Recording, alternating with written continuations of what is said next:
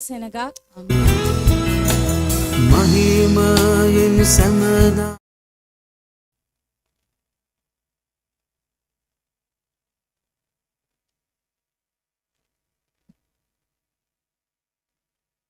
අපි එපිස දෙවෙනි පරිච්ඡේදයේ පළවෙනි පදයේ සිට 10 වන පදය දක්වා අපි කියවමු.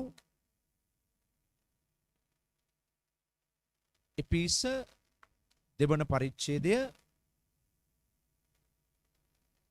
පළවන පදයේ සිට 10 වන පදය දක්වා අපි අවධානය යොමු කරන්නට යනවා.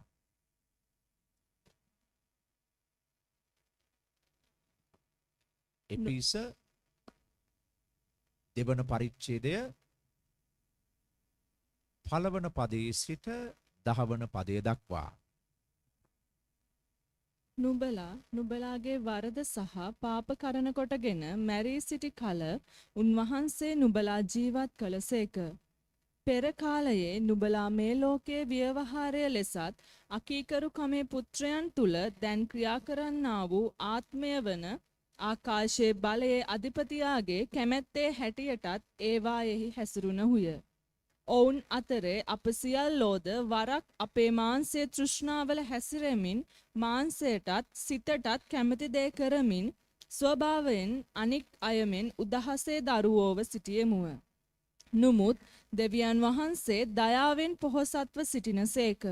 අපට ප්‍රේම කළා වූ තමන් වහන්සේගේ මහත් ප්‍රේමයෙන් අපගේ වරද කරන කොටගෙන අප මැරී සිටි කල්හි පවා ක්‍රිස්තුස් වහන්සේ සමග අප ජීවත් කර නුඹලා ගැලවී සිටින්නේ අනුග්‍රහයෙන්ය. උන්වහන්සේ සමග අප නැගිටුවා ක්‍රිස්තුස් යේසුස් වහන්සේ තුල ස්වර්ගීය වූ ස්ථානවල උන්වහන්සේ සමග අප හිඳ වූසේක. එසේ කළේ ක්‍රිස්තුස් යේසුස් වහන්සේ තුල අප කෙරෙහි ඇත්තා වූ කරුණාවන්තකම නිසා තමන් වහන්සේගේ අනුග්‍රහයේ ඉතා මහත් සම්පත පැමිණෙන්නා වූ කාලවලදී පෙන්වන පිණිසය.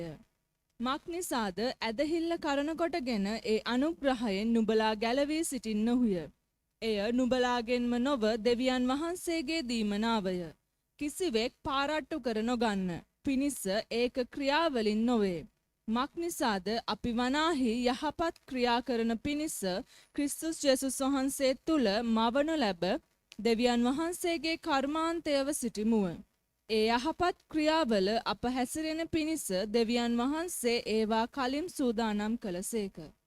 හොඳයි. අපිට පේනවා එපිස දෙවෙනි පරිච්ඡේදයේ පළවෙනි පදයේ සිට 10 වන පදය දක්වා කියවන මේ කොටසේ අපට කිතුණු ජීවිතය කොයි ආකාර දෙයක්ද, ඒ කිතුණු ජීවිතය අපි ගමන් කරන්නේ කෙසේද කියන එක පිළිබඳව අපිට විස්තර කරලා දෙනවා. දැන් අපි තේරුම් ගන්න අවශ්‍ය වැදගත් දෙයක් තමයි මොකක්ද කිතුණු ජීවිතය කියන්නේ? ඒ කිතුණු ජීවිතය මම ගෙන යන්නේ කොයි ආකාරයෙන්ද? දැන් ඒ දේ මට තේරුම් ගන්න බැරි වුණොත් මම අධෛර්යයටපත් වෙන්න පුළුවන්, පසුබට වෙන්න පුළුවන් මේ කිතුණු ජීවිත ගමන. ඔබට මම පසුගිය ඉරිදා දවසකත් දේවචනේ අවධානය යොමු කළා. ජේසුස් වහන්සේව අනුගමනය කළ ගෝලයන්ගෙන් යම් අය පසුබට වුණා. ඊට හේතුව මොකක්ද කියන එක ගැන කතා කළා. අපිව දෙවියන් වහන්සේ තබා තිබෙන්නේ පසුබට වී අධෛර්ය වී අත්හැරලා පහළට වැටෙන්න ඕන වාතාවරණයක නෙවෙයි. දෙවියන් වහන්සේ අපිව තබා තිබෙන්නේ ජයග්‍රාහී ලෙස කෙලවර කරන්න පුළුවන් ජීවිත ගමනක් තුලයි. දැන් ඒක මොකක්ද කියන එක අපි තේරුම් ගත්තේ නැතිනම් අපිට කිතුණු ජීවිතය මහා කරදරයක්, වදයක්, අපහසුතාවයක්, අපිට කරන්න බැරි දෙයක් හැටියට තමයි අපි තේරුම් ගන්න යන්නේ. ඒ නිසා අපි දෙවියන් වහන්සේගේ වචනයෙන් අපි අවධානය යොමු කරමු අද දවසේ. දෙවියන් වහන්සේගේ වචනේ, දෙවියන් වහන්සේ අපට දීලා තියෙන මේ කිතුණු ජීවිත ගමන කොයි ආකාර ජයග්‍රාහී ලෙස ගමන් කරන්න පුළුවන් ජීවිතයක්ද පහසු ජීවිතයක්ද කියන එක අපි තේරුම් ගන්නට අවශ්‍යයි අද. බලන්න මේ එපිස දෙවැනි පරිච්ඡේදයේ පළවෙනි පදයේ සිට තුන්වෙනි පදයේ දක්වා පාවුල්තුමා කියනවා නුඹලාගේ වරද සහ පාප කරන කොටගෙන නුඹලා මැරී සිටි කල උන්වහන්සේ නුඹලාව ජීවත් කළා. ඒක තමයි ඔහුගේ නිකන් තේමාව වගේ පාවිච්චි කරලා තියෙන දේ. නුඹලාගේ වරද සහ පාප කරන කොටගෙන නුඹලා මැරී සිටි කල උන්වහන්සේ නුඹලා ජීවත් කළසේක. මම මීට ඉස්සෙල්ලා දවසක බදාදා රාත්‍රියකදී මේ තනි පදය ගැන විශේෂයෙන් අවධානය යොමු කළා. මැරී සිටි කල උන්වහන්සේ අපෝ ජීවත් කළා කියන දේ සම්බන්ධව කතා කළා. අද දවසේ දැන් අපි එතනින් එහාට ටිකක් අවධානය යොමු කරන්නේ. දැන් මේ පළවෙනි පදේ ඉඳලා තුන්වෙනි පදේ දක්වා අපිට කියවනකොට පේනවා එතන කතා කරන්නේ අපේ පෙර ජීවිතය ගැනයි. අපේ පෙර ජීවිතයේ ස්වභාවය වාතාවරණය ගැන අවධානය යොමු කරනවා පළවෙනි පදේ සිට තුන්වෙනි පදේ දක්වා. බලන්න මොනවද පළවෙනි පදේ ඉඳලා තුන්වෙනි පදේ වෙනකන් කියන්නේ කියලා. නුඹලා නුඹලාගේ වරද සහ පාප කරන කොටගෙන මැරී සිටි කල උන්වහන්සේ නුඹලා ජීවත් කළසේක. පෙර කාලයේ නුඹලා මේ ලෝකයේ ව්‍යවහාරය ලෙසත් අකීකරු කමේ පුත්‍රයන් තුල දැන් ක්‍රියා කරන්නා වූ ආත්මය වන ආකාශයේ බලයේ අධිපතියාගේ කැමැත්තේ හැටියටත් ඒවායෙහි හැසිරුණහුය. ඔවුන් අතරේ අප සියල්ලෝද වරක් අපේ මාංශයේ තෘෂ්ණාවල හැසිරෙමින් මාංශයටත් සිතටත් කැමැති දේ කරමින් ස්වභාවයෙන්ම අනෙක් අයමෙන් උදහසේ දරුවෝව සිටියෙමුව. දැන් ඔබට පැහැදිලිද? පළවෙනි පදේ ඉඳලා තුන්වෙනි පදේ වෙනකන් කියන්නේ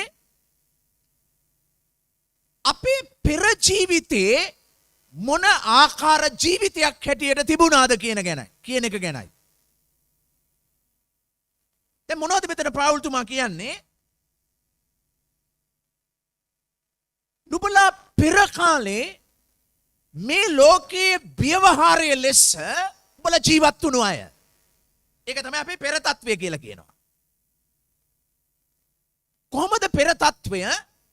නුඹලා අකීකරුව සිටියා වූ අය. අකීකරු කමේ පුත්‍රයෝ ලෙස ජීවත් වුණු අය කියලා කියනවා.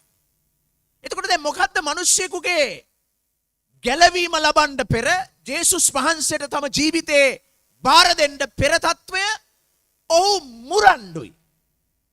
අකීකරුයි. දෙවියන් වහන්සේගේ වචනයට පිටුපාලා මුරන්දු කමේ අකීකරු කමේ ජීවිතයක් ගත කරන අය ඔය සිටිනවා. ඒක තමයි පෙර තත්වය. බලන්න මේ කොටස කියනවා ඊළඟට ආකාශයේ බලයේ අධිපතියාගේ කැමැත්තේ හැටියට උඹලා ජීවත් වෙච්ච අය කියලා කියනවා. එතකොට මොකද්ද මිනිස්සෙකුගේ පෙර තත්වය? ඔහු අකීකරු දෙවියන් වහන්සේගේ වචනයට පිටුපාන දරුවෙක් වෙලා ඉන්නේ. ඊළඟට කියන්නේ මොකද්ද? ඔහු යක්ෂයාගේ කැමැත්තට හසු වෙලා ඉන්න කෙනෙක්. යක්ෂයාගේ සැලැස්මට උගේ කැමැත්තට අසු වෙලා ඊට අවනත වෙලා ගමන් කරන කෙනෙක් වෙලා ඉන්නේ. ඒක තමයි මිනිස්සෙකුගේ ස්වභාවය.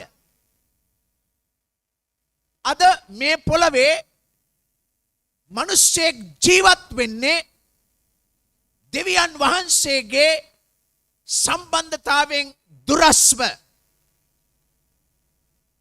මිනිසයා දෙවියන් වහන්සේට අකීකරු මිනිසෙක් හැටියට තමයි මිනිසයා ජීවත් වෙන්නේ.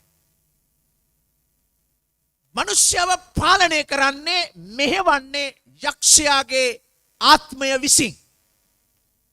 මිනිස්යාගේ ජීවිතය මිනිස්යා යටත් කරලා තියෙන්නේ සාතන්ගේ යක්ෂයාගේ කැමැත්තට අවනතව ජීවත් වෙන විදියටයි. ඒක තමයි මිනිස්සෙකුගේ ස්වභාවය. ඔහුව පාලනය වෙනවා. ඔහු දෙවියන් වහන්සේගේ වචනයට පිටුපානවා. ඔහුටම තේරුම් ගන්න බෑ ඇයි මේ වගේ දෙයක් මට වෙන්නේ. මේක තමයි පාවුල්තුමා කියනවා පෙර කාලයේදී නුඹලා ක්‍රිස්තුස් වහන්සේව හඳුනා ගන්ට පෙර මේකයි නුබලාට සිදු වෙලා තියෙන තත්ත්වය. බලන්න ඒක ඊළඟට කියනවා තමන්ගේ තෘෂ්ණාවල හැටියට තමුන්ගේ සිතට ඕන විදියට හැසිරෙනවා ජීවත් වෙනවා කියලා කියනවා. එතකොට මොකද්ද මිනිස්සුගේ පෙර තත්ත්වය? මිනිස්සෙක් දෙවියන් වහන්සේගේ වචනයට අකීකරුයි. අනිත් පැත්තෙන් කියනවා යක්ෂයාගේ බලේ ආකාශයේ බලේ අධිපතියාගේ කැමැත්තට තමයි ඉඩ දීලා ජීවත් වෙන්නේ. ඊළඟට කියනවා තමාගේ තෘෂ්ණාවල හැටියට තමුන්ගේ සිතට කැමති දේ කරමින් ජීවත් වෙනවා කියලා. මේක තමයි මිනිස්සුගේ ස්වභාවය. වැටුණු මිනිස්සුගේ ස්වභාවය මේක තමයි. ඔහුගේ සිතට කැමති දේ, ඔහුගේ තෘෂ්ණාව, ඔහුගේ ඇල්මට ඕන දේ, ඔහුගේ සිතට අවශ්‍ය දෙයට තමයි ඔහුගේ ජීවිතයේ මූලික තැන දෙන්නේ. ඔහු ක්‍රියා කරන්නේ ඔහුගේ තෘෂ්ණාවල් වල ආකාරයට තමයි. මේක තමයි මේ පළවෙනි දෙවෙනි තුන්වෙනි පද දිහා බලනකොට පාවුල් තුමා පෙන්නන මිනිස්සෙකුගේ පෙර ස්වභාවය.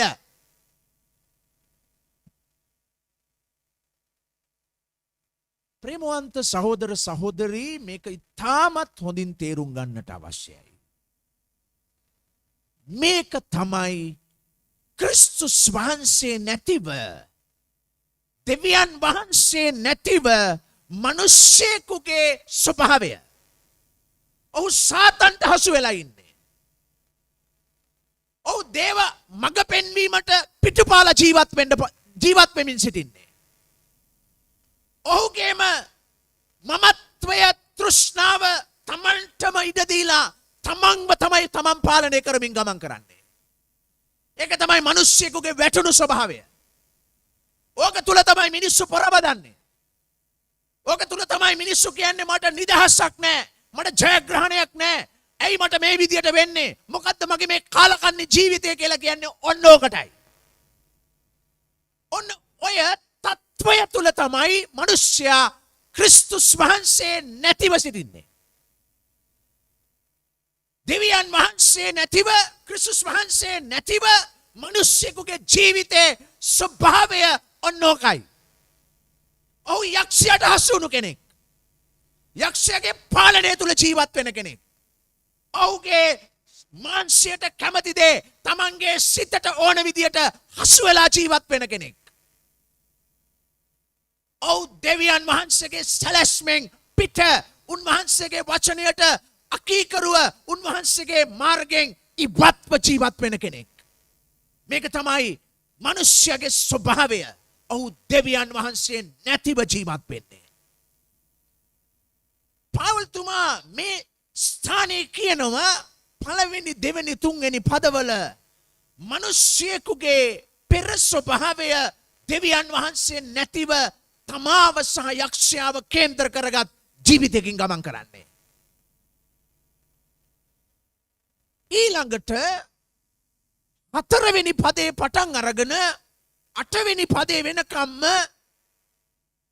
පාවුල්තුමා විශේෂ අවධානයක් යොමු කරනවා. මොකද්ද දැන් නුඹ ගත කරන කිතුණු ජීවිතය කියන්නේ? මොකද්ද නුඹ ගත කරන ක්‍රිස්තුස් වහන්සේව ජීවිතයට පිළිගත් කේන්ද්‍ර කරගත් ජීවිතයයි කියන්නේ මොකද්ද කියන එක පිළිබඳව හතරවෙනි පදේ ඉඳලා දැන් ඔහු පල්ලෙහාට කතා කරනවා.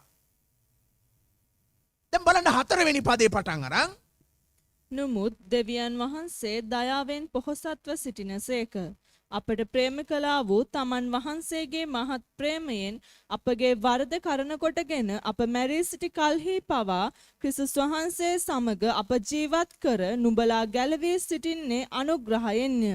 උන්වහන්සේ සමග අප නැගිටුවා ක්‍රිස්තුස් යේසුස් වහන්සේ තුල ස්වර්ගීය වූ ස්ථානවල උන්වහන්සේ සමග අප හිඳ වූසේක. එසේ කළේ ක්‍රිස්තුස් යේසුස් වහන්සේ තුල අප කෙරෙහි ඇත්තා වූ කරුණාවන්තකම නිසා තමන් වහන්සේගේ අනුග්‍රහයේ ඊතා මහත් සම්පත පැමිණෙන්නා වූ කාලවලදී පෙන්වන පිණිසය. මක්නිසාද ඇදහිල්ල කරන කොටගෙන ඒ අනුග්‍රහයෙන් නුඹලා ගැලවී සිටින් නොහුය. එය නුඹලාගෙන්ම නොව දෙවියන් වහන්සේගේ දීමනාවමය. හොඳයි. දැන් මොකද්ද මේ 4 වෙනි පදේ සිට 8 වෙනි පදේ දක්වා කොටසින් පෙන්වන්නේ?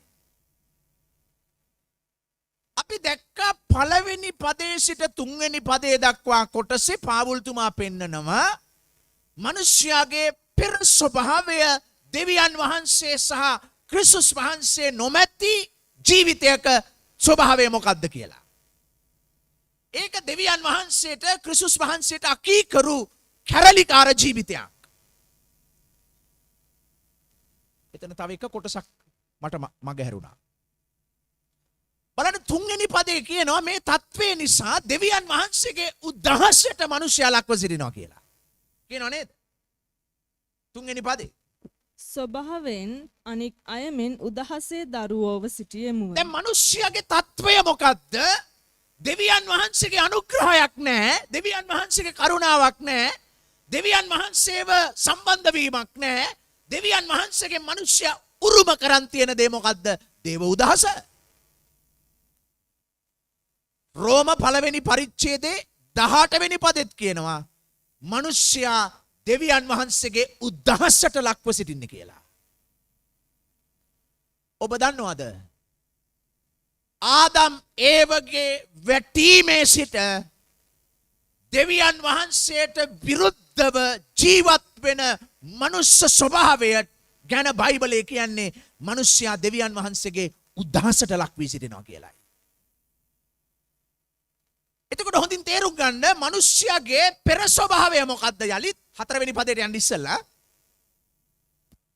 ස්වභාවයෙන් අනික් අයමෙන් උදහසේ දරුවෝව සිටියෙමු. දැන් අපි තේරුම් ගමු මිනිස්යා දෙවියන් වහන්සේගේ වචනයට පිටුපාලා සිටිනවා. දෙවියන් වහන්සේගේ ගැලවීමේ මාර්ගයෙන් ඉවත්ව සිටිනවා.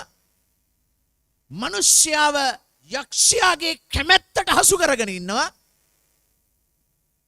මිනිසයා තමන්ගේ සිතට තමන්ගේ තෘෂ්ණාවලට අවශ්‍ය විදියට ජීවත් වෙමින් ඉන්නවා. එවන් මිනිසෙකුගේ අවසාන ඉරණම මොකද්ද? දෙවියන් වහන්සේගේ උදහස. දෙවියන් වහන්සේගේ උදහසට තමයි ලක් වී සිටින්නේ. ඒක තමයි පළවෙනි පදෙන් පස්සේ 2 3 පදවල පාවුල්තුමා විස්තර කර දෙන මිනිස්යාගේ විදිය. මිනිස්යාගේ ඉරණම. මිනිස්යාගේ පැවැත්ම. මොකද්ද මිනිස්යාගේ පැවැත්ම? මිනිස්යාගේ විදිය? ඔව් නිතරම දෙවියන් වහන්සේට අකීකරුයි.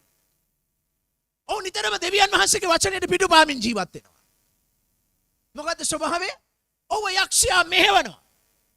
ඔව් යක්ෂයාගේ කැමැත්ත කරන්න තමයි නිතරම ක්‍රියා කරන්නේ. ඒක තමයිලු මිනිස්යාගේ ස්වභාවය. ඊළඟට කියනවා තමන්ගේ තෘෂ්ණාවල හැටියට තමන්ගේ මාංශයටත් සිතටත් කැමති දේ කරමින් තමයි ජීවත් වෙන්නේ. ඒක තමයිලු ස්වභාවය. ඕක නෙවෙයිද අද මිනිස්සෙකුගේ ස්වභාවය? සමහර වෙලාවලට පල්ලි ගියත් මේක තමයි ස්වභාවය.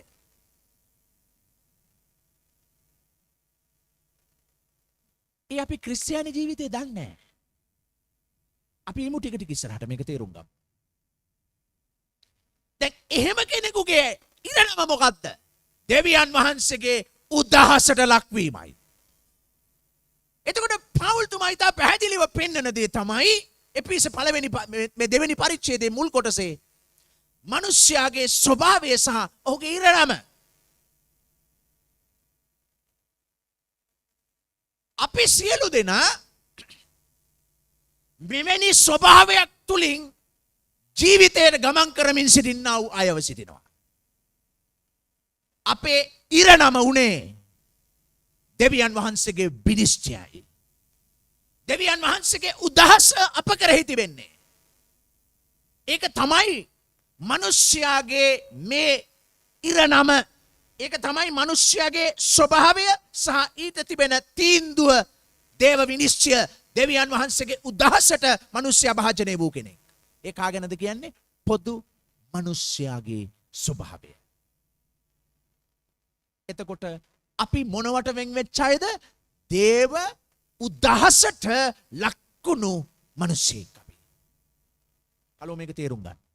ඔබ දෙවියන් වහන්සේගේ උදහසට ලක් වූ මිනිසෙක්.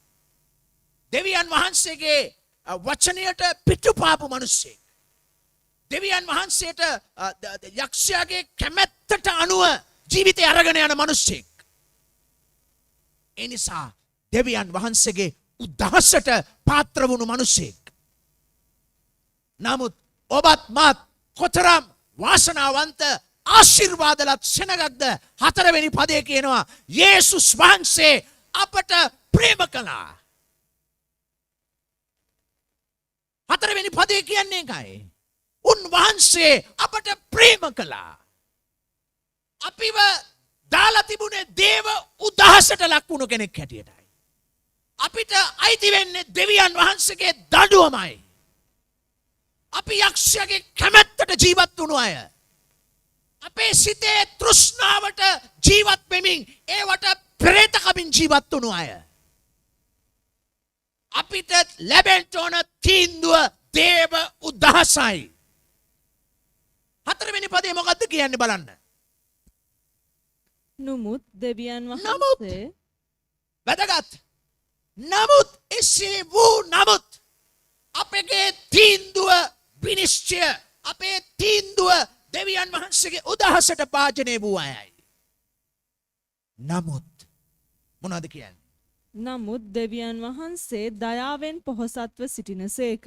දෙවියන් වහන්සේ දයාවෙන් අනුකම්පාවෙන් පොහොසත්ව සිටින තැනන් වහන්සේ නිසා මොනවද කියන්නේ?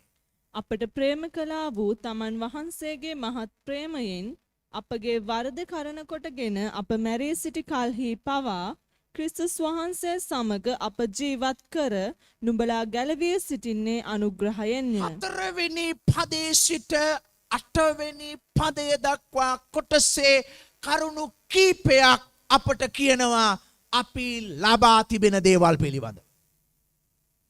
මොනවද කියන්නේ? 4 වෙනි පදේ කියනවා අපට ප්‍රේම කළා උන්වහන්සේ. දැන් ඉතාමත් පරිස්සමෙන් මේ කොටස අල්ලගන්න හොඳට. ඔබගේ ආත්මයට මෙන්න මේ කොටස හොඳින් ඇතුල් කරන්න. ඔබව දෙවියන් වහන්සේ තෝරාගත්තේ පරාජය වෙන විනාශ වෙන ජීවිතයකට යන්න නොවේ. ජයග්‍රාහී ලෙස ගමන් කරන පිණිසයි. ඊට අවශ්‍ය කරන මේ පණිවිඩය ඔබගේ ආත්මයට ඇතුල් කරන්න හරි විදියට දැන්. කිතුණු ජීවිතය කියන්නේ දෙවියන් වහන්සේගෙන් දුරස්ව සිටි මිනිහා. යක්ෂයාට කීකරුව උගේ පාලනය තුල ගමන් කළ මිනිසා. තමන්ගේ තෘෂ්ණාවල හැටියට තමන්ගේ සිතට තෘෂ්ණාවට ඕන විදියට තමාගේ ජීවිතය අරන් ගිය මිනිහා. ඔහුගේ ඉරණම උනේ දෙවියන් වහන්සේගේ උදහසට ලක්වීමයි. අන්න ඒ මිනිහාට දේව වචනේ කියනවා ඔබ ගැලවී සිටින්නේ දෙවියන් වහන්සේගේ අනුග්‍රහය නිසායි කියලයි. දැන් එතකොට ඔබගේ ජීවිතයේ වෙනස් වෙන්නේ පරිවර්තනය වෙන්නේ දේව උදාසින් නිදහස් වෙන්නේ ඔබේ ක්‍රියාවක් නිසා නෙවෙයි දෙවියන් වහන්සේගේ ක්‍රියාවක් නිසායි. මෙන්න මේක පටල ගන්න එපා. කිතුණු ජීවිතය යනු දෙවියන් වහන්සේගේ අනුග්‍රහයෙන් ජීවත් වෙන ජීවිතයක්. කිතුණු ජීවිතය කියන්නේ ඔබේ ශක්තියෙන්, ඔබේ බුද්ධියෙන්, ඔබේ ක්‍රියාවල් වලින් ජීවත් වෙන ජීවිතයක් නොවේ.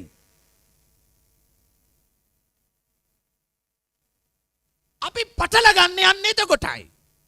මොකද අපි මේ කිතුණු ජීවිතය අපේ ශක්තියෙන් ගෙනියන්න යනවා. අපි හිතනවා මේ අපේ ක්‍රියාවල් හදාගන්න. ඔබේ ක්‍රියාවල් වලින් නොවේ ක්‍රිස්තියානි ජීවිතය ගෙන යන්නේ. දෙවියන් වහන්සේගේ ක්‍රියාවක් තුලයි ඔබ ගමන් කරන්න ඕනේ. ඔබ දෙවියන් වහන්සේගේ ක්‍රියාවක් තුලින් ගමන් නොකර ඔබේ බුද්ධියෙන්, ඔබේ දැනුමෙන්, ඔබේ ශක්තියෙන් ඔබ ගමන් කරන්න හදන විට ඔබ පරාජිත වෙන්න යනවා. එවිට ඔබ කියන්ට යනවා මට මේ ජීවිතේ ගමන් කරන්න බෑ. මට හරියන්නේ නැහැ මේ ක්‍රිස්තියානි ජීවිතේ. මට බෑ මේ විදිහට ජීවිතේ ගෙනියන්න. මොකද්ද මේ ජීවිතේ? මම කොච්චර උත්සාහ කරාද? මට පුළුවන් කමක් ලැබිලා නැහැ. ඔය ඔබේ ශක්තිය. ඔය ඔබේ පුළුවන්කම. ක්‍රිස්තියානි ජීවිතය කියන්නේ මනුෂ්‍ය ක්‍රියා සමුදායක් නෙවෙයි. ක්‍රිස්තියානි ජීවිතය කියන්නේ දෙවියන් වහන්සේගේ ක්‍රියාවක්. දෙවියන් වහන්සේගේ අනුග්‍රහයේ ජීවිතයකින් ජීවත් වෙන ජීවිතයක්. ඒකයි පවුල් 4 වෙනි පදේ ඉඳලා 8 වෙනි පදේ එක විස්තර කරන්නේ. දැන් මේ ලෝකේ සෑම ආගමක් තුලම සාමාන්‍යයෙන් මිනිස්සු සමාජයේ මිනිස්යන්ව තක්සේරු කරන්නේ මිනිස්සුන්ගේ ජීවිතයේ ක්‍රියාවන් වලින්. කෙනෙක් බොනවා නම් බේබත්තා. මම කියන්නේ බීමත්කම හොඳයි කියලා නෙවෙයි. මොකක් හරි ජීවිතයේ ක්‍රියාවක් කරනවා නම් ඒ ක්‍රියාවට අනුව තමයි මිනිස්සු තීරණය කරන්නේ මෙයා ධර්මිෂ්ඨයෙක්. එහෙම නැත්තම් මෙයා අධර්මිෂ්ඨයෙක්. මෙයා ශුද්ධවන්තයෙක්.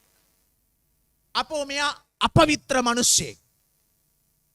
දැන් මේ සමාජයේම මිනිස්සෙක්ව තක්සේරු කරන්නේ මිනිස්සෙකුගේ ජීවිතයේ ක්‍රියාවන් වලින් තමයි ඔහු හොඳද නරකද කියලා. දැන් අපිත් එහෙම තමයි. සභාවෙත් එහෙම තමයි. ඒක තමයි අපේ පුරුද්ද. අපි මිනිහෙකුව මනින්නේ ඔහු කරන ක්‍රියාවන් වලින්. ඔහුගේ හැසිරීම් වලින්. එතකොට යම් කිසි හැසිරීම් ප්‍රමාණයක් දිහා බලලා අපි කියනවා මෙයා මේ වගේ කෙනෙක්. මේ අර වගේ කෙනෙක්. ඉතින් දැන් හොඳ කෙනෙක් වෙන්න නම් දැන් අපි කරන try එක මොකද්ද? අර හොඳ නැහැ කියලා තියෙන ක්‍රියාවන් ටික ඔක්කොම වෙනස් කරගන්න ඕන.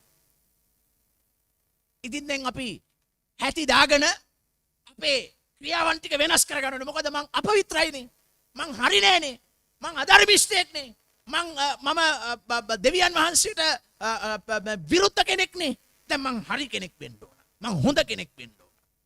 දැන් මොකද කරන්නේ? දැන් ලොකු පරිශ්‍රමයක් දරනවා මං හොඳ ක්‍රියාවන් කරන්න. වැඩි තියෙන්නේ මොකද්ද දන්නවද? මේක ඇතුලේ බයිබලයේ කියනවා කිසිම හොඳක් වාසය කරන්නේ නෑ කියලා. හලෝ. බයිබලයේ කියනවා මේ ශරීරය ඇතුලේ කිසිම යහපතක් වාසය නොකරනවා කියලා. නොකරන්නේ කියලා. මම මේක කිසිම යහපතක් වාසය නොකරන මට පල්ලියෙන් කියනවා මට සමාජය කියනවා මෙයාගේ මේ වැඩ නිසා මෙයා නරකයි. මේවා නිසා මෙයා අධර්මිෂ්ඨයෙක්. දැන් ඉතින් මට ඕනේ කවුරු වෙන්නද? ධර්මිෂ්ඨයෙක් වෙන්න. මට ඕනේ කවුද? හොඳ මිනිසෙක් වෙන්න. ඉතින් හොඳ මිනිසෙක් වෙන්න නම් ක්‍රියාවන් පෙන්වන්න ඕන. ඉතින් දැන් මොකද්ද try එක? මම ක්‍රියා කරන්න පටන් ගන්නවා හොඳ කෙනෙක් හැටියට ජීවත් වෙන්න. හැබැයි මං ක්‍රියා කරන්න පටන් ගන්නකොට මට තියෙන ප්‍රශ්නේ තමයි මං තුලින් එන්නේ. මං කැමති හොඳ දේ කරන්න, හොඳ ක්‍රියාවල් කරන්න, හොඳ ක්‍රියාවල් එන්නේ මං තුලින්. ඉතින් එන්නේ නැතිකොට මම මොනවද කියන්නේ? මාව පල්ලියට හරියන්නේ නැහැ. මාව හරියන්නේ නැහැ ක්‍රිස්තියානිකාරයෙක්. ඇයි? මගේ ක්‍රියාවන් අප්සෙට් නේ.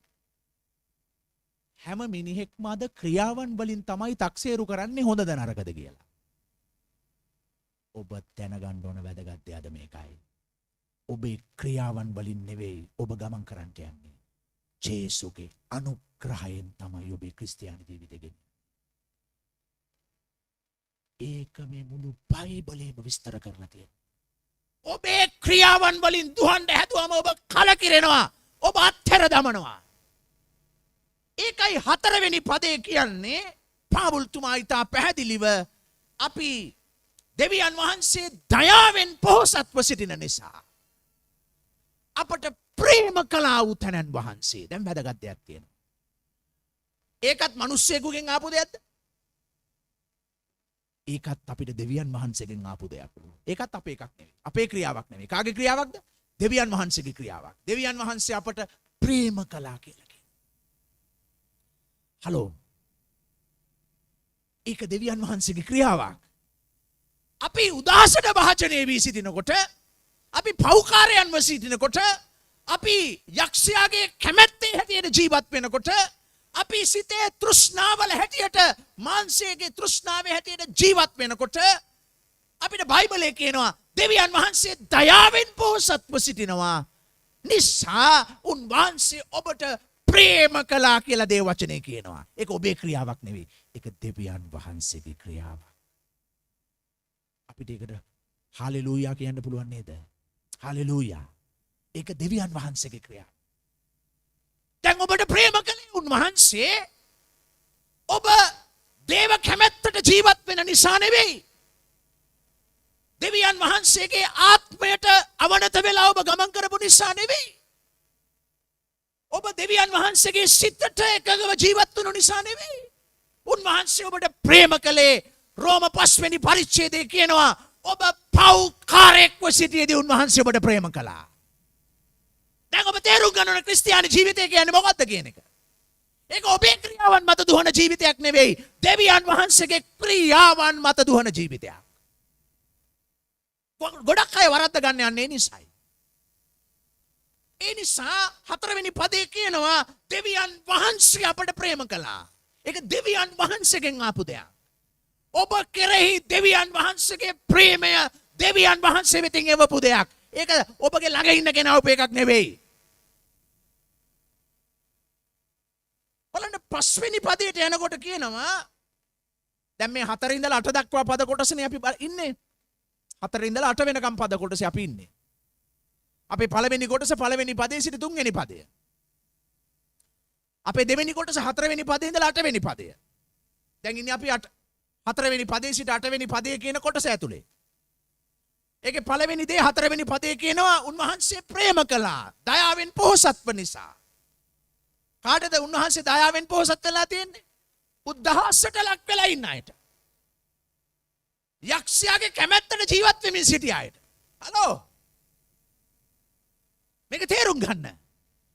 තමන්ගේ තෘෂ්ණාවල හැටියට සිතටත් මාංශයටත් කැමති විදියට ජීවත් වෙමින් සිටියදී උන්වහන්සේ කියනවා මං ඔබට ප්‍රේම කළා. 5 වෙනි පදයට යනකොට කියනවා උන්වහන්සේ නුඹලාව ජීවත් කළා මැරී සිටි කල. උඹලා ආත්මිකව මැරී සිටියා උන්වහන්සේ ඔබව ජීවත් කළා. මං ඒ හැම කොටසෙම නතර වෙන්න යන්නේ නැහැ. ඊට චුට්ටක් පහලට යනකොට ඒ පදේම කියනවා නුඹලාව උන්වහන්සේ උත්ථාන කළා. දැන් ඒකත් කාගෙන් ආපු ක්‍රියාවක්ද? ඒකත් දෙවියන් වහන්සේගෙන් ආපු ක්‍රියාව. දැන් ක්‍රිස්තියානි ජීවිතය දෙවියන් වහන්සේගෙන් ලැබෙන ජීවිතයක් මිස ඔබේ ක්‍රියාවන් වලින් දුවන ජීවිතයක් නෙවෙයි. ඔබේ ක්‍රියාවන් වලින් දුවන ජීවිතයක් ගොඩනගා ගත්තම ඔබට වෙහෙස දැනෙනවා. ඔබට කලකිරීම පැමිණෙනවා. ජීවත් වීම දුකක් කියලා කියන්න හිතෙනවා. ඇයි හේතුව ඒ ඔබේ ක්‍රියාවන්. කිතුණු ජීවිතය ඔබේ ක්‍රියාවන් වල ගමන් කරන ජීවිතයක් නෙවෙයි. කිතුණු ජීවිතය දෙවියන් වහන්සේගෙන් පැමිණෙන ජීවිතයක්. ඒකයි අපි තේරුම් ගන්න අවශ්‍ය දේ. ලෝකේ මිනිස්සු මයින විදිය වෙනයි. බයිබලයේ දෙවියන් වහන්සේ මැනලා තියෙන විදිය වෙනයි.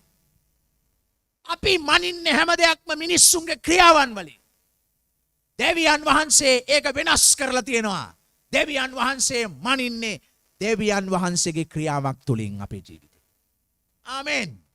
එහෙනම් මොනතරම් පහසුද ක්‍රිස්තියානි ජීවිතය? මොනතරම් ආශිර්වාදලත් ජීවිතයක්ද කිතුණු ජීවිතය? 6 වෙනි පදයට යනකොට කියනවා උන්වහන්සේ සමග අපිව ස්වර්ගික ස්ථානවල වාඩි කරලා තියෙනවා කියලා හිතුවා තිබෙනවා කියලා. ගිය බදාද රාත්‍රියේ අපි බැලුවා මත්තේව් සුංගම් පොලේ සුංගම් අය කරමින් සිටියදී යේසුස් වහන්සේ ඔහුව කැඳෙව්වා. මත්තේව් මුළු සමාජයේම ජුදෙව් සමාජය ප්‍රතික්ෂේප කළා ඔහු අයබදු අය කරන්නෙක් නිසා. ඊට පස්සේ මත්තේව් යේසුස් වහන්සේ පිළිගත්තා. යේසුස් වහන්සේ කියන ඔබ මා අනුව එන්න. මත්තේව් උන්වහන්සේ අනුව ගියා. ඔහු අයබදු අය කරන්නෙක්. මුළු සමාජයම ඔහුව ප්‍රතික්ෂේප කළා. ඉන් පසුව මතේව් සමග සිටියා වූ තවත් අය බදු අය කරන්නන් සහ පව්කාරයන් උන්වහන්සේත් එක්ක ඒ දවසේ කෑම මේසේ එකට කෑම ගත්තා. ජේසුස් වහන්සේ ජීවත්ව සිටින කාලෙත් උන්වහන්සේ පෙන්නවා මා සමග එකට ඔබට ගමන් කරන්න පුළුවන්. කවුරු ඔබව ප්‍රතික්ෂේප කළත් ලෝකය මම ඔබව පිළිගන්න සූදානම්. පවුල්තුමා එපිස පොතේ කියනවා දැන් ස්වර්ගීක ස්ථානවලත් අපිට හිතගන්න පුළුවන්කම දී තිබෙනවලු ක්‍රිස්තුස් වහන්සේ සමග. ඒකත් කාගේ ක්‍රියාවක්ද? ඒකත් දෙවියන් වහන්සේගෙන් ආපු ක්‍රියාවක්. නැත්තම් ඒක ඔබේ ක්‍රියාවක් නෙවෙයි. ඔබ හරි හොඳ මිනිහා නිසා, ඔබ පල්ලියේ ඉන්න හොඳම මිනිස්සයා හින්දා මේ කිසිම වරදක් කරලා නැහැ. හරිම ගුණ යහපත් මිනිස්සයා හින්දා උන්වහන්සේ ඔබ ස්වර්ගීක ස්ථානවල ඉඳ ගන්න ඔබටත් අවස්ථාව සලසා දීලා නැහැ. දේව වචනේ කියන්නේ අපේ ස්වභාවය තමයි අපි පව්කාරයන්. අපේ ස්වභාවය තමයි යක්ෂයාගේ කැමැත්තට ජීවත් වෙමින් සිටියා වූ අය. අපේ ස්වභාවය තමයි මාංශයටත් සිතටත් කැමති දේ කරලා දේව උදහසට ලක් වෙලා හිටපු අය. මොකද්ද දෙවියන් වහන්සේගේ අනුග්‍රහය? උන්වහන්සේ අපට ප්‍රේම කළා. උන්වහන්සේ අපිව මැරී සිටි කල, අපේ ආත්මය මැරී සිටි කල උන්වහන්සේ අපිව ජීවත් කරලා උන්වහන්සේත් එක්ක උන්වහන්සේ සමග අපිව වාඩි කරගත්තා. උන්වහන්සේත් එක්ක ජීවත් වෙන පිණිස. මේ කිසිදු ක්‍රියාවක් මිනිස්සෙකුගේ ක්‍රියාවක් නෙවෙයි. ඒ හැම ක්‍රියාවක්ම දෙවියන් වහන්සේගෙන් වූ ක්‍රියාවක්. හොඳින් අහන්න දැන් මේක. ඔබ මා ජීවත් වන කිතුණු ගමන දේව අනුග්‍රහයෙන් තමයි අපි ගමන් කරන්නේ. දේව මොකද අනුග්‍රහය කියන්නේ? මම කිසිදු වැයවීමක්, මම කිසිදු ක්‍රියා කිරීමකින් තොරව මට නොමිලේම දෙවියන් වහන්සේ විසින් ප්‍රදානය කරන දේ තමයි අනුග්‍රහය කියලා කියන්නේ. ඒකට මගේ කිසිම වැයවීමක් වුන්නේ නැහැ. මොකද්ද මගේ తත්වය? මාංශයටත් සිතටත් කැමති දේ කරන අකීකරු කෙනෙක්. මොකද්ද මගේ ස්වභාවය? යක්ෂයාගේ කැමැත්තේ හැටියට ජීවත් වුණු කෙනෙක්. මොකද්ද මගේ ස්වභාවය? මම දේව උදහසට ලක් වෙලා හිටියා වූ කෙනෙක්. ඒක තමයි මගේ ස්වභාවය. එහෙනම් මොකද්ද ක්‍රිස්තියානි ජීවිතය කියන්නේ? දෙවියන් වහන්සේගෙන් සැපයීමක් ආවා. ඒක මගේ කිසිදු හොඳක් නිසා වෙච්ච එකක් නෙවෙයි. මම පව්කාරයෙක්. මම දෙවියන් වහන්සේගේ උදහසට ලක් වෙලා ඉන්න කෙනෙක්. නමුත් දෙවියන් වහන්සේගෙන් ක්‍රියාවක් ආවා. ඒක දෙවියන් වහන්සේගේ අනුග්‍රහයයි කියලා කියනවා. කිතුණු ජීවිතය දේව අනුග්‍රහයේ ජීවිතයක්. ඒක ඔබේ ක්‍රියාවන් තුලින් ගමන් කරන ජීවිතයක් නෙවෙයි. ඔය ඔබ හෙම්පත් වෙන්නේ ඔබේ ක්‍රියාවන් වලින් දුවන්න හදන නිසා. ඔබට ඔය කලකිරෙන්නේ ඔය ඔබේ ක්‍රියාවන් වලින් දුවන්න තමයි ඔබ උත්සාහ දරන්නේ. කිතුණු ජීවිතය පටන් ගන්නේ දෙවියන් වහන්සේගේ අනුග්‍රහයෙන් පිරීලායි. දන්නවද? කිතුණු ජීවිතය අපි ක්‍රියා කරන්නේ දෙවියන් වහන්සේගේ අනුග්‍රහයේ ජීවිතයක් තුලින්මයි. එතකොට අපිට හිම්පත් වීමක් නැහැ. එතකොට අපිට වෙහෙසක් නැහැ. එතකොට අපිට අමාරුවක් නැහැ. එතකොට අපිට කලකිරීමක් නැහැ. ඇයි? ඒ සියලු දේ පිණිස අප තුල ක්‍රියා කරන්නේ දේව ක්‍රියාවක්මයි. දේව ක්‍රියාවක් නැතුව ඔබේ ජීවිතේ වෙනස් වෙන්නේ නැහැ. දේව ක්‍රියාවක් නැතුව ඔබට සුද්ධවන්ත වෙන්න බෑ. දෙවියන් වහන්සේගේ ක්‍රියාවක් නැතුව ඔබට ගැලවෙන්න බෑ. දෙවියන් වහන්සේගේ ක්‍රියාවක් නැතුව ඔබට ධර්මිෂ්ඨයෙක් වෙන්න බෑ. නුඹලාගේ සියලු ධර්මිෂ්ඨකම් කිලුටු බැරහැලි කියලා දේව වචනේ කියනවා. මනුෂ්‍ය තුල කිසි යහපතක් වාසය නොකරන බව මම දනිමි කියලා රෝම 7 වෙනි පරිච්ඡේදයේ පාවුල්තුමා කියනවා. එහෙනම් දැන් අපි මේ අන්තිම මොහොතේ තේරුම් ගන්න අවශ්‍ය දේ මේකයි. කිතුණු ජීවිතය දේව අනුග්‍රහයෙන් දේව වරප්‍රසාදයක් ලෙස ලබන ජීවිතයක් මිස ඔබේ ක්‍රියාවක් නෙවෙයි. දැන් කෙනෙකුට ප්‍රශ්නයක් එන්න පුළුවන්. එතකොට මේ හොඳ වැඩ අපි කරන්න ඕනේ නැද්ද? ආයෙත් කියන එක පරිස්සමෙන් තේරුම්. මුළු සමාජයක් මිනිස්සෙකුව තක්සේරු කරන්නේ ඔහුගේ ජීවිත ක්‍රියාවන් මුල් කරගෙන. එයා හොඳයි. එයා ධර්මිෂ්ඨයි. හිතුණු ජීවිතය කියන්නේ මිනිස්සෙකුගේ ක්‍රියාවන් වලින් ගත කරන ජීවිතයක් නෙවෙයි. හිතුණු ජීවිතය කියන්නේ දෙවියන් වහන්සේගෙන් සපයා දෙන අනුග්‍රහයෙන් ගත කරන ජීවිතයක්.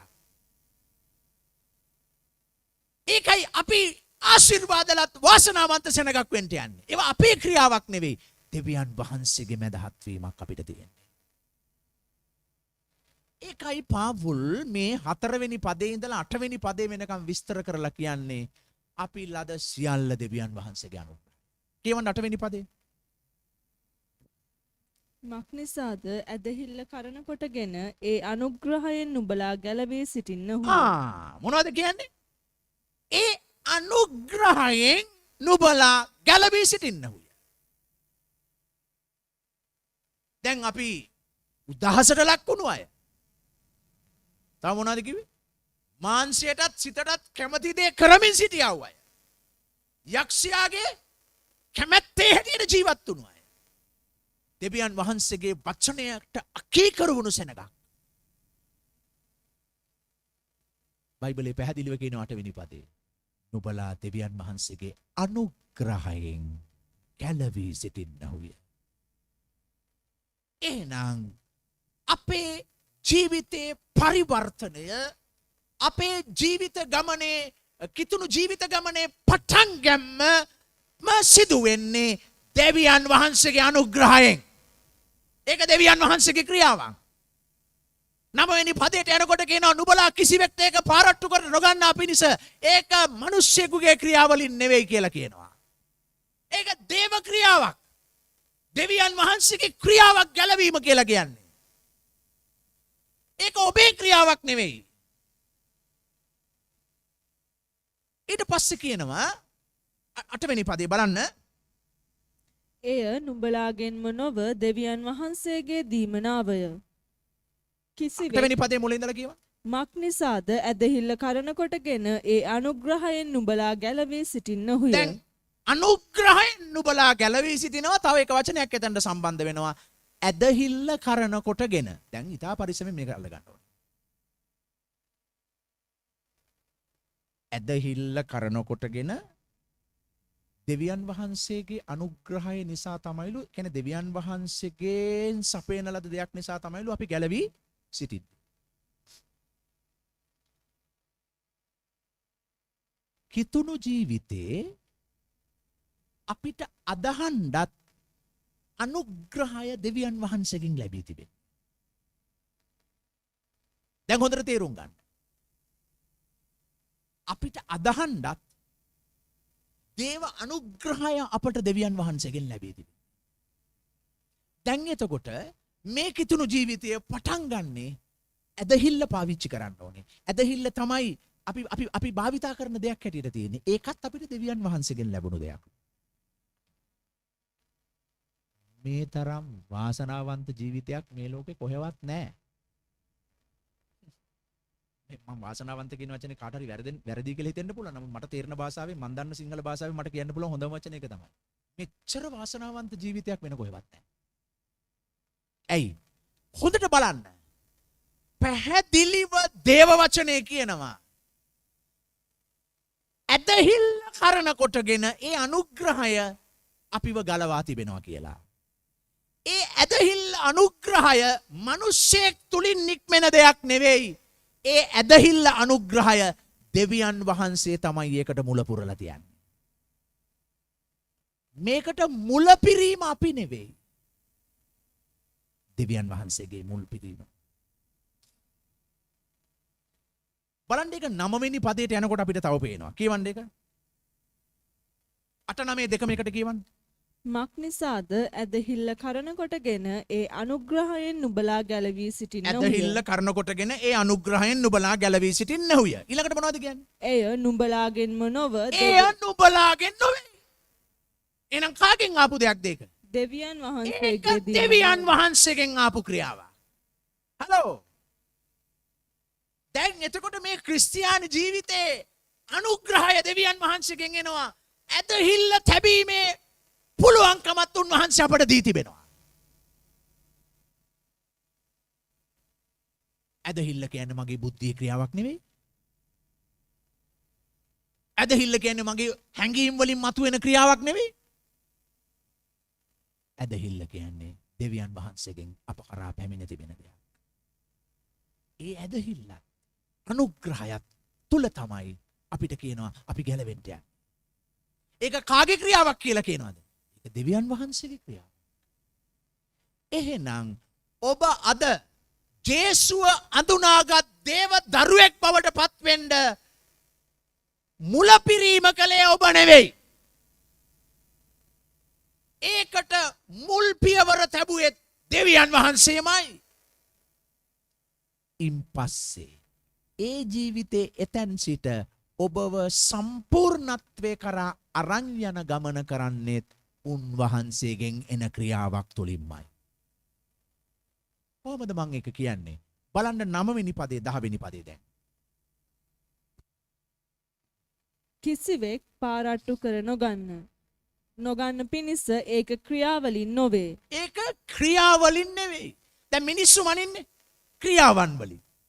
මිනිස්සු හොඳද නරකද කියලා තීරණය කරන්නේ ක්‍රියාවන් දිහා බලන. නමුත් කිතුණු ජීවිතය මිනිස් ක්‍රියාවක් නෙවෙයි. දෙවියන් වහන්සේගේ සැපයීමක්. දෙවියන් වහන්සේගේ අනුග්‍රහය. දෙවියන් වහන්සේගෙන් ආපු දෙයක් ක්‍රිස්තියානි ජීවිතය කියන්නේ. ඒක ඔබ ලබා ගන්නේ උන්වහන්සේගේ අනුග්‍රහය නිසායි. ඒකට ඔබ සුදුස්සෙක් නෙවෙයි. ඔබ දේව දරුවෙක් වෙන්න සුදුස්සෙක් නෙවෙයි. උන්වහන්සේගේ ක්‍රියාවක් නිසායි. ඔබ ලබන්න සුදුසු නැති දේ ඔබ ලබාගෙන තිබෙනවා. ඒකයි අනුග්‍රහය. ඔබ ලබන්න සුදුසු නැහැ. ඔබ දේව උදාසන ලක්ුණු කෙනෙක්. හැබැයි ඔබ ලබාගෙන තිබෙනවා දෙවියන් වහන්සේගෙන් අවස්ථාව. ඒක තමයි අනුග්‍රහය. ඒක ඔබේ ක්‍රියාවක් නෙවෙයි. ඒ ඇදහිල්ල උන්වහන්සේ ඔබට දී තිබෙනවා. මේ සියලු දේ අපට දෙවියන් වහන්සේගෙන් ලැබී තිබෙන දෙයක්. ඒක ඔබේ ක්‍රියාවක් නෙවෙයි. ඊට පස්සේ මොනවද කියන්නේ? එතන ඉඳලා කිසිවෙක් පාරට්ටු කර නොගන්න පිණිස දැන් ඒකයි කියන්නේ ඒ හින්දා අපි කාටත් පාරට්ටු කරගන්න දෙයක් නැහැ. අර එක පාරක් මං ඇහුව කෙනෙක් කියනවා යකිනෝ ඔයා ගැලවීම ලැබුවේ මං හින්දායි. ඔයා ගැලවීම ලැබුවේ මං හින්දායි. ඒක මොනතරම් පහත් කතාවක්ද? ඒ කියන්නේ මේ බයිබලයේ දන්නේ නැහැ එතකොට ඒ කතාව කියන්නේ. අපිට කියන්න පුළුවන්ද ඔබ මන් නිසා ගැලවීම ලැබුවා කියලා? කවදාවත් ඒක කියන්නේ නැහැ. මොකද ඒක මිනිස්සෙකුගේ ක්‍රියාවක් නෙවෙයි. ඒක දෙවියන් වහන්සේගේ ක්‍රියාවක්. ඔබ අද මේ ස්ථානයේ සිටින්නේ දෙවියන් වහන්සේගේ අනුග්‍රහය නිසායි. වෙන හේතුවක් නිසා නෙවෙයි. ඒක ඔබගේ ක්‍රියාවක්වත් තව කෙනෙකුගේ ක්‍රියාවක්වත් නෙවෙයි. ඒක දෙවියන් වහන්සේගේ ක්‍රියාවක්. එහෙම නැත්තම් මේ පිසපොතේ කැල අයින් කරලා දාන්න. දාලිවරලා කියන්නේ මගේ ක්‍රියාවක් නිසා ඔබ ගැලවී සිටින්න ඕනේ. නෑ. වැරදි මතය. ඒ නිසා ඒක කිසිදු කෙනෙකුට පාරට්ටු කරගන්නා පිණිස ඒක මිනිස්සෙකුගේ ක්‍රියාවන් වලින් නෙවෙයි කියලා කියනවා. කිසිම විදියකින් අපිට පාරට්ටු කරගන්න දෙයක් නැහැ. ක්‍රිස්තියානි ජීවිතය කියන්නේ දෙවියන් වහන්සේගේ සැපයීමක්. මං හොඳ මිනිසෙක් නෑ. ඒක ඔබේ ක්‍රියාවක් නෙවෙයි. ඒක දෙවියන් වහන්සේගේ ක්‍රියාවක්. ඔබ යහපත් මිනිසෙක් කියලා සමාජයේ කියනවා. ඔව් ඒක ඔබේ ක්‍රියාවක් නෙවෙයි. ඒක දෙවියන් වහන්සේගේ ක්‍රියාවක්.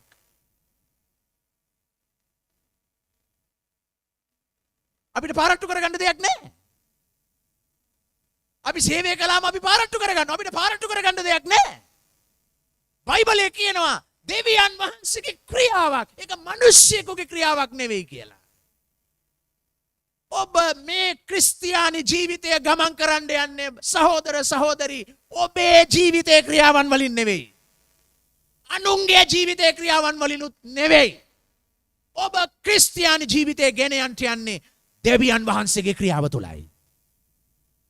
දැන් අල්ලගන්න පල්ලෙහාට යද්දි මේ අන්තිම කොටස 10 වෙනි පදය. මක් නිසාද අපි වනාහි යහපත් ක්‍රියා කරන පිණිස අපි වනාහි යහපත් ක්‍රියා කරන පිණිස. දැන් කතා කරනවා අපි යහපත් ක්‍රියා කිරීම ගැන. දැන් ඔන්න පරිස්සමෙන් තේරුම් ගන්න. මෙන්න මේකයි මෙතන කියන්නේ. මෙන්න මෙහෙමයි කියන්නේ. හොඳට අහගන්න දැන්. මෙන්න බලන්න. මක් නිසාද අපිට කියනවා දේව වචනේ යහපත් ක්‍රියා කරන පිණිස අපි නෙවෙයිලු ක්‍රියා කරන්නේ. අපි තුල උන්වහන්සේලු ක්‍රියා කරන්නේ. හලෝ. අපි තමයි තටමන්නේ යහපත් ක්‍රියා කරන්නේ. අපි යහපත් දේවල් කරන්න හදලා කරගන්න බැරුව ගමගෙන අපිට හරියන්නේ නැහැ ওই ජීවිතේ. අපි ඒක හිතන්නේ ඒක අපේ ක්‍රියාවක් කියලා. නෑ. පිලිප්පි දෙවනි පරිච්ඡේදයේ 13 වෙනි පදෙත් ඉතා පැහැදිලිව කියනවා. පිලිප්පි 2:13 කියනවා. දෙවියන් වහන්සේගේ යහපත් කැමැත්ත නිසා කැමැති වෙන්නටත් වැඩ කරන්නටත් නුඹලා තුල ක්‍රියා කරන්නේ උන්වහන්සේමයි කියලා. හලෝ. එතකොට ඒක අපේ ක්‍රියාවක් නෙවෙයි. ඔය ඔබ හෙම්පත් වෙන්නේ ඇයි? ඔය හෙම්පත් වෙන්නේ ඔබේ ක්‍රියාවන් වලින් ක්‍රිස්තියානිකාරයෙක් ලෙස පෙනී සිටින්න හදනවා. ඔබේ ක්‍රියාවන් වලින් පල්ලිය හොඳ මිනිස්සෙක් වගේ පෙනී සිටින්න හදනවා. ඉතින් බෑ. ඔබේ ක්‍රියාවන් ෆේල්. මිනිස්යාගේ ක්‍රියාවන් ෆේල්. ඒ නිසා ස්වර්ගෙන් දෙවියන් වහන්සේගේ ක්‍රියාවක් එවා තිබෙනවා. ඒ දේව ක්‍රියාව මිනිස්යන් නොමිලේ ලබාගත් දෙයක්. ඒකයි අනුග්‍රහය කියන්නේ. ඒකට කිසිදු මනුෂ්‍ය ක්‍රියාවක් සම්බන්ධ නැහැ. ඔබ දෙවියන් වහන්සේගේ අනුග්‍රහය පිරුණු මිනිසෙක් වෙන විට ඔබට උන්වහන්සේවම දීලා තියෙනවා. ඔබ උන්වහන්සේවම ඔබේ ජීවිතයට ලබා ගන්න විට ඔබේ ක්‍රියාවන් නෙවෙයි ඔබ තුලින් ඉස්මතු වෙන්න යන්නේ. දෙවියන් වහන්සේගේ ක්‍රියාවල් ඔබ තුලින් ඉස්මතු වෙන්න යන්නේ. වෙනස ඒකයි. මේ ලෝකයේ මිනිස්සුන්ගේ අපේ. ඒගොල්ලන්ගේ ක්‍රියාවන් වලින් ඒගොල්ලන්ගේ ධර්මිෂ්ඨකම් පෙන්නනවා. බැරි වුණාම කියනවා ජීවත් වීම දුකයි කියලා. අපි කියනවා අපේ කිසිදු යහපත් ක්‍රියාවක් නැත. අපි දේව උදාහසට පාත්‍ර වූ අය. අපි ස්වභාවයෙන්ම පාපිෂ්ඨයි, අකීකරුයි, මුරණ්ඩුයි. අපිට තියෙනවා පාපිෂ්ඨ භාවයක්. ඒ හින්දා අපේ නොහැකියාව නිසා අපිට දෙවියන් වහන්සේ අපට ලබන්න සුදුසු නැති අපිට උන්වහන්සේ සපයා දී තිබෙනවා දෙයක්. ඒකෙන් ගත කරන ජීවිත ක්‍රියාවල් තමයි කිතුණු ජීවිත ක්‍රියාව. හලෝ. එතකොට වෙහසක් නෑ. ඇයිද වෙහසෙන්නේ? ඇයිද කලකිරෙන්නේ? ඇයිද හෙම්පත් වෙන්නේ? මාව හරියන්නේ නැහැ ක්‍රිස්තියානි ජීවිතේට. එහෙනම් මොන ජීවිතේට හරියන්නේ? මේ ජීවිතේට හරියන්නේ නැත්තම් මේ ලෝකේ යන්න ජීවිතයක් නැහැ. මම මේකේ හැමතැනම මේකේ කරක් ගහපු එකෙක්. මේකේ කරන්න ඕන දේවල් බොහෝ දේවල් කරමින් රස්තියාදුකාර ජීවිතයක් ගත කරපු එකෙක්. දෙවියන් වහන්සේගේ අනුග්‍රහයයි අපිව පරිවර්තනය කරන්නේ. ඒක මනුෂ්‍ය ක්‍රියාවක් නෙවෙයි. දේව ක්‍රියාවක්. ඔබේ ජීවිතයට දෙවියන් වහන්සේගේ ක්‍රියාවක් අවශ්‍යයි. ඔබේ ක්‍රියාවල් අතහරින්න. ඔබේ ශක්තියෙන් නෙවෙයි ඔබ ගමන් කරන්නට යන්නේ. ඔබ ගමන් කරන්නට ඕනේ දෙවියන් වහන්සේ ඔබට සපයා දෙන දෙවියන් වහන්සේගේ අනුග්‍රහයෙන්. ඔබේ ක්‍රියාවල් වැඩක් නැහැ. ඕවා වැරදෙනවා. ක්‍රිස්තුණු ජීවිතය කියන්නේ දෙවියන් වහන්සේගේ සපයා දෙන අනුග්‍රහයෙන් ජීවත් වෙන ජීවිතයක්. ඒක මටත් ඕනේ. ඒක ඔබටත් ඕනේ. අපි කවුරුත් මේ ලෝකේ සර්ව සම්පූර්ණ නෑ තාම. අපි දුර්වල වෙනවා. අපි ඇද වැටෙන්න පුළුවන්. අපි අමාරුකම් වලින් යන්න පුළුවන්. ඒවා අනිත් අයට පේන්න පුළුවන්. ඒව සමහර විට අනිත් අයට නොපෙනෙන්න පුළුවන්. අපේ ක්‍රියාවන් සමහර දේවල් අපි හංගගෙන කරන්න පුළුවන්. ඒවා දෙවියන් වහන්සේට විරුද්ධ දේවල්. සමහර දේවල් එළිවෙන්න පුළුවන්. එළි වුණොතින් අධර්මිෂ්ඨයා, එළි වුණ නැත්තම් සුද්ධවන්තයා. ඒක තමයි මේ ලෝකෙ විදිය. එළියට පේන පාපය තමයි පාපය. එළියට පේන්නේ නැත්තම් ඔබේ ජීවිතේ ක්‍රියා කරන්න ඕනේ දෙවියන් වහන්සේ. ඒකයි 10 වෙනි පදේ අවසන් කරමු අපි කියවලා. මක්නිසාද අපි වනාහි යහපත් ක්‍රියා කරන පිණිස ක්‍රිස්තුස් යේසුස් වහන්සේ තුල මවනු ලැබ දෙවියන් වහන්සේගේ කර්මාන්තයව සිටිමුව. දැන් අපි දෙවියන් වහන්සේගේ කර්මාන්තයව සිටිමු. අපි තුල ක්‍රියා කරන්න අවශ්‍ය කවුද? දෙවියන් වහන්සේ. ප්‍රේමවන්ත සහෝදර සහෝදරී, මේ ක්‍රිස්තියානි ජීවිතය අපි ජීවත් වෙන්නේ ඇදහිල්ලෙන්. රෝම පළවෙනි පරිච්ඡේදයේ ඔබ කියවනවාද ටක් ගහලා 16 17 පද දෙක. රෝම පළවෙනි පරිච්ඡේදයේ 16 17 පද දෙකේ පාවුල්තුමා කියනවා. රෝම පොතේ යතුරු පදේ හැටියට සැලකින්නේ මේ පදයි. පවුල් කියනවා මම සුභාරංචිය ගැන ලැජ්ජා නොවෙමි. එමයි පවුල් කියන්නේ. 16 වෙනි පදේ පටන් ගන්නකොට කියනවා මම සුභාරංචිය ගැන ලැජ්ජා නොවෙමි. හලෝ. එයින්දා ප්‍රසිද්ධ මාධ්‍යයන් වල ක්‍රිස්තියානිකාරයට දොස් කිව්වත්, සමාජ මාධ්‍ය ජාලා ඔස්සේ ක්‍රිස්තියානි අපට පහර ගැහුවත් අපි ලැජ්ජා වෙන්නේ නැහැ. මක් නිසාද? මේ සුභාරංචියයි අපේ ජීවිත වෙනස් කරලා තියෙන්නේ. ඒක මනුෂ්‍ය ක්‍රියාවක් නෙවෙයි, ඒක දෙවියන් වහන්සේගෙන් වූ ක්‍රියාවක්. ඒ නිසා අපි ලැජ්ජා වෙන්නේ නැහැ අපට කියන දේ පිළිබඳව. කාට හරි ලැජ්ජා හිතෙනවා නම් ඒකට හේතුව තමයි ඔබගේ සුභාරංචිය ඔබ දන්නේ නැහැ. ඔබගේ සුභාරංචියේ තිබෙන බලය සහ ජීවය ඔබ දන්නේ නැහැ. එහෙම දැනගත්තොත් මේ සුභාරංචිය ගැන ඔබ ලැජ්ජා වෙන්නෙත් නැහැ. බලන්න පවුල්තුමා මොනවද කියන්නේ? මක්නිසාද මම සුභාරංචිය ගැන ලැජ්ජා නොවෙමි. හරි. අදහන්නා වූ සියල්ලන්ටම එනම් පළමු කොට යුදෙව්වාටද එසේම ග්‍රීකයාටද ගැලවීම පිණිස එය දෙවියන් වහන්සේගේ බලයව තිබෙන නිසාය. කුමක් හේයින්ද? ධර්මිෂ්ඨයා ඇදහිල්ලෙන් ජීවත් වේ. ධර්මිෂ්ඨයා ඇදහිල්ලෙන් ජීවත් වේ.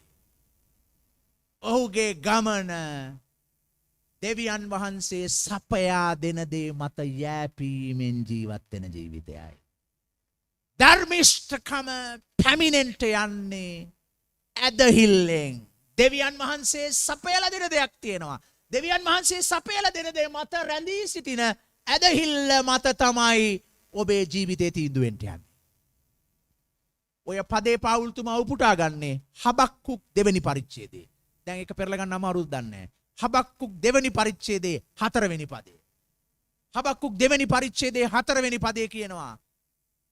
එතන තියෙන වචනෙන් ටිකක් ලස්සනයි තේරුම් ගන්න. හබක්කුක් 2:4 කාටද පෙරලා කියවන්න පුළුවන්? හබක්කුක් 2:4. ඔන්න ඔය පදේ තමයි පාවුල්තුමා උපුටා ගන්න මෙතනට. ඔහු කියනවා ධර්මිෂ්ඨයා ඇදහිල්ලෙන් ජීවත් වේයයි ලියවිල්ලේ ලියා තිබෙනවා කියලා. හබක්කුක් 2:4 ඉක්මනින් කියවන්න. බලව ඔහුගේ සිත උඩඟුය. එය ඔහු තුල අවංක නැත. ධර්මිෂ්ඨයා තමාගේ විශ්වාසකමෙන් ජීවත් වන්නේ යයි කීසේක. ධර්මිෂ්ඨයා දෙවියන් වහන්සේ කෙරෙහි විශ්වාසවන්තකමින් ජීවත් වන්නේ. හලෝ, අපේ ධර්මිෂ්ඨකමේ පදනම අපේ ක්‍රියාවල් නෙවෙයි. අපේ යහපත් වීමේ පදනම අපේ හොඳ නෙවෙයි. දෙවියන් වහන්සේ මත යැපීමයි. ඒ නිසා බයිබලයේ කියනවා ධර්මිෂ්ඨයා ඇදහිල්ලෙන් ජීවත් වේ. මේ කිතුණු ජීවිතය අපි දුහන්නේ අපේ ශක්තිය කෙරෙහි රැඳිලා නෙවෙයි. අපේ ශක්තිය කෙරෙහි විශ්වාස කරලා නෙවෙයි. අපි මේ ක්‍රිස්තියානි ජීවිතය දුහන්නේ දෙවියන් වහන්සේ සපයා දෙන දේ මත රැඳිලා විශ්වාස කරලා. ඒ තුල තමයි කිතුණු ජීවිතය රඳා පවතින්නේ. ඔබ කිතුණු ජීවිතයයි කියලා වෙන එකක් ගත කරමින් හිටියා නම් ඔබට කිතුණු ජීවිතය කියන එක ගැනම කලකිරෙනවා. ඔබට කිතුණුවන් ගැනත් කලකිරෙනවා. අයියෝ කිතුණුව මෙහෙමද කියලා හයියට පස්සේ. මේකද ක්‍රිස්තියානි ජීවිතය කියලායි. මොකද ඔබ ක්‍රිස්තියානි ජීවිතය දන්න. ජේසුස් වහන්සේ මතෙව් ලෙවියා සුංගම් පොලේ සුංගම් අය කරමින් හිටි පව්කාරයා ගැන කතා කරනකොට කියනවා මම ආවේ ධර්මිෂ්ඨයන්ට නොව අධර්මිෂ්ඨයන්ට. වෛද්‍යවරයාව අවශ්‍ය රෝගීන්ට මිස නිරෝගීන්ට නොවේ කියලා යේසුස් වහන්සේ කිව්වා. කිතුණු ජීවිතය දෙවියන් වහන්සේගෙන් ලැබෙන අනුග්‍රහයේ සැපයීම මත ඇදහිල්ලෙන් විශ්වාසකමින් ජීවත්වීමක් මිස මනුස්ස ක්‍රියාවන් වලින් ජීවත්වීමක් නෙවෙයි. අපි ගැලවීම ලබන්නෙත් ඒ සම්පූර්ණත්වය තුළ ක්‍රියා කරන්නෙත් දෙවියන් වහන්සේ සපයා දුන් දේ මත රැඳීමෙන් මිස වෙන කිසිදු විදියකින් නෙවෙයි. ඒ හින්දා ඔබ දෙවියන් වහන්සේ මත යැපීමෙන් රැඳීමෙන් දෙවියන් වහන්සේගෙන් ලැබෙන දෙයින් තමයි ඔබේ ජීවිතේ ජයග්‍රාහී ලෙස ගමන් කරන්න යන්නේ.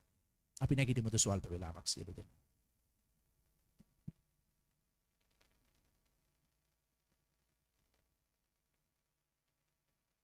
අපි ස්වල්ප වේලාවක් නැගිටුන් වහන්සේට අපි දෑත්වසවල ප්‍රශංසා කරමු. මොනවා නිසාද? මේ මුළු සමාජයම මිනිස්සුන්ව මනින්නේ මිනිස්සුන්ගේ ක්‍රියාවන් වලින්. නමුත් දෙවියන් වහන්සේ ගාව එසේ එහෙම මිම්මක් නැහැ. මොනතරම් වාග්ය සම්පන්න දෙයක්. මුළු සමාජයම මිනිස්සුන්ව මනින්නේ මිනිස්සුන්ගේ ජීවිතයේ හැසිරෙන ක්‍රියාවන් වලින් තමයි මිනිස්සුන්ව මනින්නේ. දෙවියන් වහන්සේ අපිව අපේ ක්‍රියාවන් වලින් මැනලා නැහැ.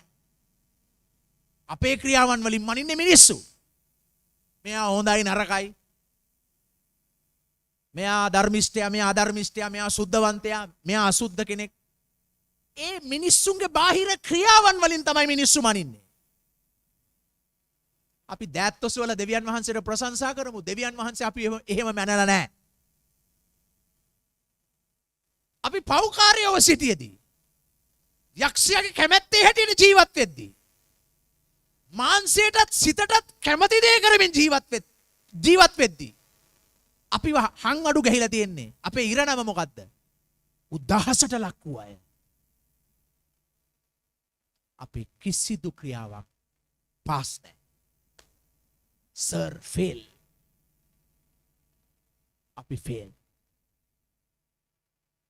ෆේල් අපේ ජීවිතේ. කවුරු හරි අපිව මයින් දෙනවා නම් කොහොමත් අපිව මැන්නම වැටෙන්නේ ෆේල් කියලාම තමයි. ලොකුවට කොච්චර කතා කරුවත් ෆේල් මිනිස්සයා. ඒ නිසා ඔබ දෑත්වසවල උන්වහන්සේට ප්‍රශංසා කරන්න. දෙවියන් වහන්සේ ඔබව ධර්මිෂ්ඨයෙක් කොට ගන්න. දෙවියන් වහන්සේ ඔබ තුල ක්‍රියා කරන්නට යන්නේ. උන්වහන්සේ ඔබව ගලවන්නේ. උන්වහන්සේ ඔබ තුල ක්‍රියා කරමින් යහපත් දේවල් ඔබ තුලින් අනිත් අයට ප්‍රකාශ වෙන්න සලස්වන්නේ. ඒක ඔබේ වැඩක් නෙවෙයි. ඔබේ වැඩේ දෙවියන් වහන්සේ සපයා දෙන ඇදහිල්ල මත රැඳී සිටින්. අපි දෑත්වසවල උන්වහන්සේට ප්‍රශංසා කරමු. අපේ ක්‍රියාවක් නෙවෙයි. දෙවියන් වහන්සේගේ ක්‍රියාවක් නිසායි අද අපි මේ විදියට ජීවත් වෙන්නේ. අපේ ක්‍රියාවන් වලින් ගියා නම් මම නම් මගේ ක්‍රියාවන් වලින් ගියා නම් මම අද මේ ස්ථානේ නෑ. ඔබ අද මේ ස්ථානයේ සිටින්නේ දෙවියන් වහන්සේගේ ක්‍රියාවක් නිසායි. අපි දෑත්වසවල ස්තුති කරමු. මිනිස්සු බලන විදියට නෙවෙයි දෙවියන් වහන්සේ බලමින් ආයි සියලු දෙනා.